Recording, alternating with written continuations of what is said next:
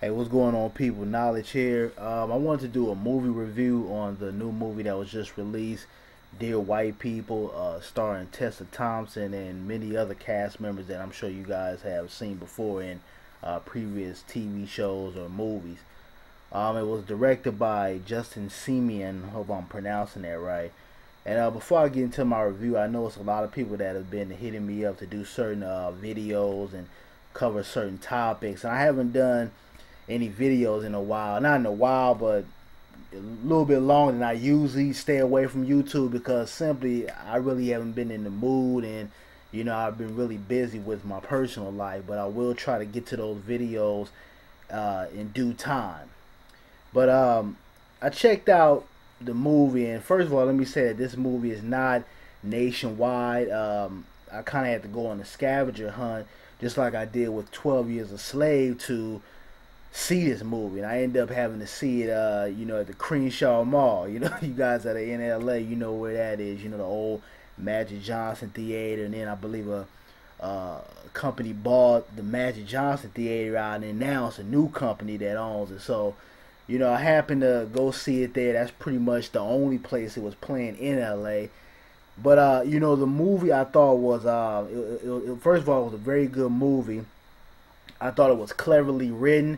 It had a different type of screenplay to it. They did a lot of little dibs from old Spike Lee movies like Do the Right Thing, and it gave me a feeling of school days. Just with the college students, and they show how you have these different groups that are in college, whether it's the black kids hanging with each other, or the preppy white kids, or the privileged white kids, or the Hispanics, or the Asians. It really got into that, but basically what the whole movie, the theme was, is this sister here, Tessa Thompson. I'm sure you guys remember her from For Color Girls. If you guys saw that movie, she was basically in charge of the school. She ran for to be president of the school, and she ended up winning. And her main focus was that she wanted to change a lot of things that she felt like were done wrong in the college, and some of the racism and discrimination, and some of the favoritism that she saw that was going on in the school. And she basically was, a quote unquote black militant. I mean, she was something else in this movie, but I thought she played her role right, and she played it well. You had a lot of little other people that were on the side, kind of as the co-stars. You had the brother from Everybody Hates Chris, the guy that played Chris Rock on the show. He was in there. He basically had a character where he didn't really fit in with the black crowd or the white crowd or anybody. He just was kind of like, I don't want to give too much of the movie away, but he kind of was just, in the middle. He really didn't get along or really fit in with anybody. So he kind of had a crisis within himself, trying to figure out, okay, do I side with the white people who might accept me because I don't wear or speak quote unquote black, or wear the stereotypic black attire, or do I try to fit in with the people who I identify with physically or culturally?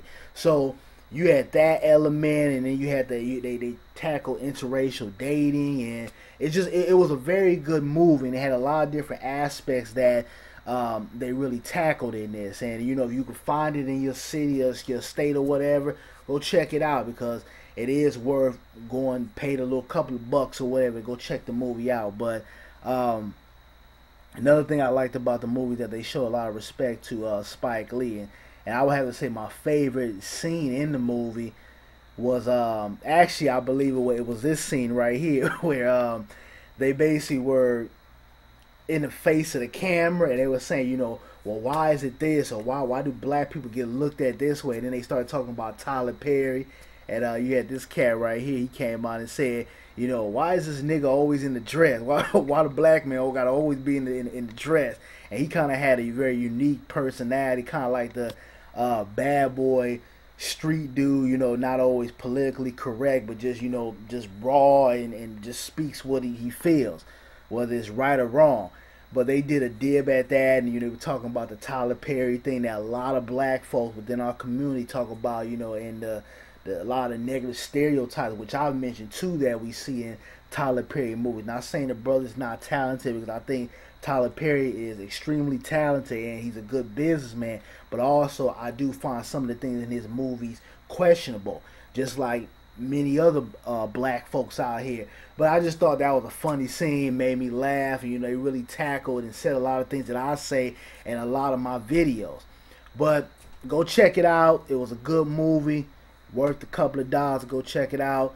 It didn't have any negative stereotypes. It did, but from an intellectual perspective, and it also talked about some of the people that you know, deal with self-hatred in our community. Like there was one sister in the movie, that dark-skinned sister, you know, had the wig and the weave and everything going on, but she had blue contacts. And you know, a lot of our people, and a lot of people don't want to talk about this, especially a lot of our you know, our darker skinned people, they feel like, you know, they have to wear the colored eyes because that's going to quote unquote make them more beautiful, especially our women. Or you know, they have to have the blue eyes, or the, you know, the green eyes, in order to kind of take on some of the physical characteristics that white folks have, in order for them to accept those darker skinned people into their inner circle.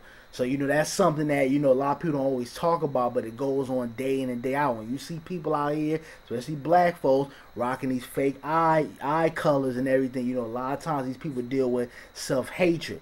But it talked about that in the movie. So you guys go check it out. You know, good movie. I give it a 9 out of 10. Hope they come out with a sequel. I'm out. Peace.